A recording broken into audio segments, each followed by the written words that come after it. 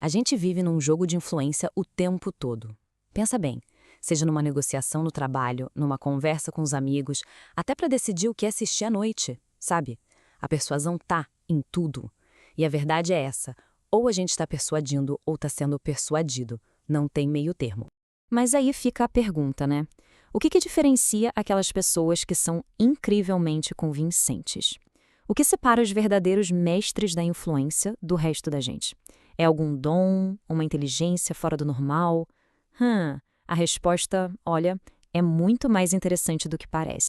Então vamos lá, vamos mergulhar de cabeça no primeiro grande segredo. Existe um fator que é determinante para o sucesso, mas que a grande maioria das pessoas simplesmente não sabe. E olha, não tem nada a ver com aquele conhecimento técnico que a gente aprende na faculdade. E agora, se prepara, porque esse dado aqui muda o jogo. Veio lá do Carnegie Institute of Technology. A pesquisa deles descobriu uma coisa impressionante. 85% do sucesso financeiro vem do que eles chamaram de engenharia humana. O que é isso? É a nossa habilidade de se comunicar, de persuadir, de liderar. E só 15% vem do conhecimento técnico. Para pensar nisso por um segundo. A capacidade de influenciar os outros é quase 6 vezes mais importante que a sua especialidade técnica. É um número absurdo. Beleza, então como é que a gente faz para dominar esses 85%? A chave, pessoal, tá em hackear o cérebro, em entender como ele, de fato, toma as decisões. E já vou dar um spoiler aqui, não é um processo lógico como a gente gosta de pensar, não. Olha só, isso aqui resume tudo perfeitamente. A gente adora pensar que é super lógico, que analisa fatos, dados, planilhas. Mas a real é que o nosso cérebro é meio preguiçoso, sabe? Ele ama pegar atalhos. A maioria esmagadora das nossas decisões é movida por emoção, por instinto, por respostas automáticas. Tudo para economizar energia. Isso leva a gente para uma ideia que é fundamental. Sabe aquele ditado? Dá para levar o cavalo até a água, mas não dá para obrigar ele a beber. A persuasão de verdade não é sobre forçar um sim.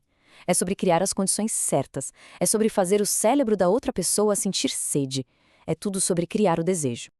Ok, agora vamos para a parte prática, para as ferramentas. Tem um cara, o psicólogo Robert Cialdini, que é simplesmente um dos maiores especialistas em influência do mundo.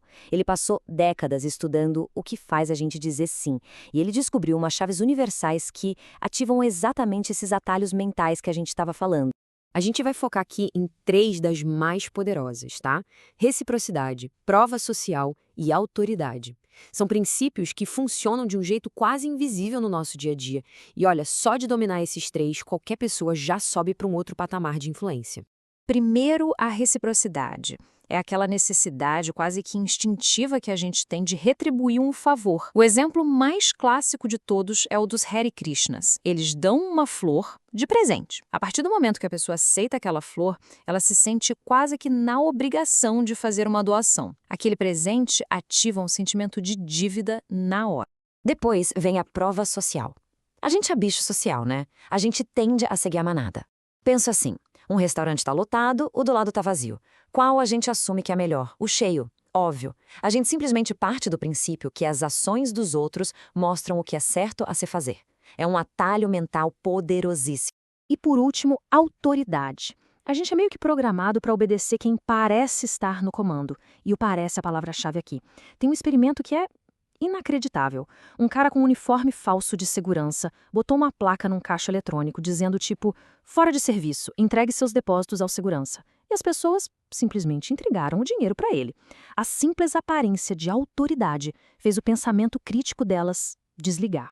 E agora a gente chega no hack final, uma única palavra. Uma palavrinha que a ciência já mostrou que é, talvez, a mais persuasiva de todo o nosso vocabulário. Que palavra seria essa, hein? Uma palavra que simplesmente aciona uma resposta quase que automática de concordância no cérebro de qualquer um. Para descobrir isso, uma psicóloga de Harvard, a Ellen Langer, fez um experimento super simples. O cenário era uma fila para usar uma máquina de Xerox. No primeiro teste, a pessoa chegava e perguntava, simples assim, com licença, tenho 5 páginas, posso usar a máquina? O resultado? 60% de sucesso. Ok, um ponto de partida razoável. Agora, no segundo teste, o pedido mudou um pouquinho. Ficou, posso usar a máquina porque estou com pressa? E o resultado? A taxa de sucesso, gente, pulou para incríveis 94%. Dar um motivo, qualquer motivo, fez toda a diferença. Mas é agora que a coisa fica fascinante de verdade. No terceiro teste, a pergunta foi: posso usar a máquina porque eu preciso fazer cópias? Peraí, a razão é completamente óbvia. É claro que precisa fazer cópias, está todo mundo na fila por isso. E mesmo com esse motivo sem sentido, a taxa de sucesso foi de 93%, praticamente a mesma de antes. É inacreditável! O que isso prova? Prova que a força não está no motivo. A palavra mágica é por quê. Ela funciona como um gatilho mental. Nosso cérebro escuta por quê e já pensa, ah, beleza, tem um motivo aí. E meio que desliga a análise crítica para poupar energia. É automático. Claro que, com tanto poder assim, vem uma responsabilidade enorme, né? O próprio material que a gente está analisando lembra que a persuasão é como uma faca. Ela pode ser uma ferramenta para construir coisas, para resolver problemas, ou pode ser uma arma para manipular, para machucar. A diferença está só na intenção de quem está usando. E isso tudo deixa a gente com uma reflexão final, né? A gente está sempre influenciando os outros, o tempo todo. A questão nunca é se a gente influencia, mas como a gente influencia. Com que intenção a gente está usando esse poder de persuasão no nosso dia a dia.